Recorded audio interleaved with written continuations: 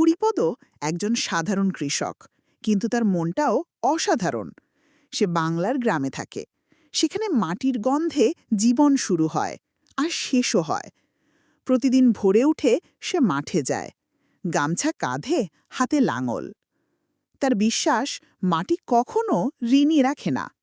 এক বছর খরা হয়, মাঠে ফসল শুকিয়ে যায়, ধান গাছ মরে যায়, গ্রামের লোকজন হাল ছেড়ে দেয়। কিন্তু হরিপদ থামে না। সে রাত জেগে কুঁয়ো খোঁড়ে, এক ফোঁটা জল পেলেও তা দিয়ে গাছ মাচায়। তার পরিশ্রম দেখে গ্রামের ছেলেরাও এগিয়ে আসে।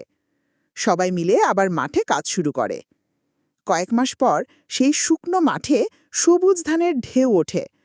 হরিপদ দাঁড়িয়ে থাকে মাঠের মাঝখানে, চোখে জল, মুখে হাসি। সে জানে মাটি তার কথা শুনেছে। হরিপদ শুধু একজন কৃষক নয়, সে মাটির মানুষ। তার গল্প আমাদের শিখায়, ভালোবাসা, পরিশ্রম আর বিশ্বাস থাকলে মাটিও ফুল ফোটায়।